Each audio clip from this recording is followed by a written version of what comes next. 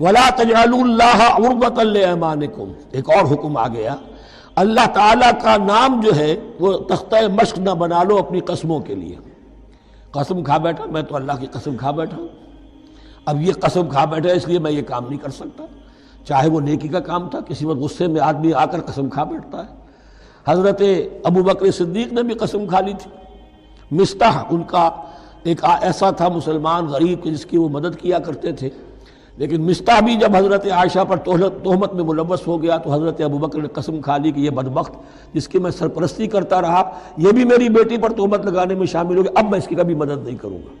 یہ سورہ نور میں آئے گا، ان سے کہا گیا نہیں ایسا نہ کرو، تم اپنے نیکی کے دروازے کو کیوں بند کرتے ہو؟ قسم کھا لی، قسم کو کھول دو، کفارہ دو۔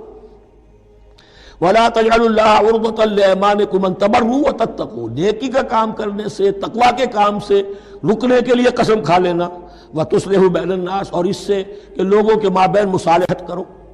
اب آپ نے کسی دو بھائیوں کے درمیان جھگڑا تھا، مصالحت کی کوشش کی، آپ کی بات نہیں مانی گئی، اب اللہ کی قسم ہے صاحب اب میں آپ کے معاملے میں دخل نہیں دوں گا، اب میں تو قسم کھا بیٹھا۔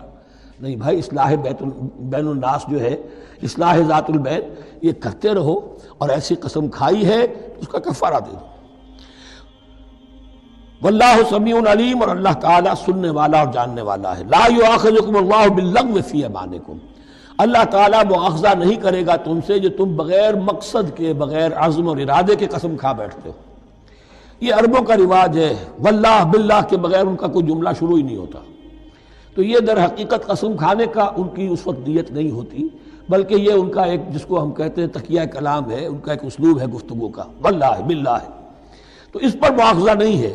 وَلَٰكِن يُؤَاخِذُكُم بِمَا كَسَبَتْ قُلُوبُكُم، ہاں جو تم نے ارادہ کر کے، تمہارے دلی ارادے کے ساتھ جو تم نے قسم کھائی ہے، پھر اس پر مؤاخذہ ہوگا، اسے توڑو گے، اس کا ایک کفارہ ہے، وہ بعد میں آئے گا۔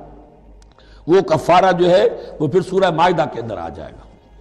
میں نے عرض کیا تھا کہ یہ اصل میں سورہ بقرہ میں بلو پرنٹ آ رہا ہے شریعت اسلامی کا، اور اس کے جو اصل چیزیں ہیں وہ پوری تکمیلی احکام وہ پھر آخر میں آئیں گے، کچھ سورہ نساء میں، کچھ سورہ مائدہ میں۔ واللہ غفور حلیم، اللہ غفور ہے، بخشنے والا ہے اور حلیم ہے، فوراً نہیں پکڑتا، فوراً سزا نہیں دیتا، مہلت دیتا ہے کہ اصلاح کر لو۔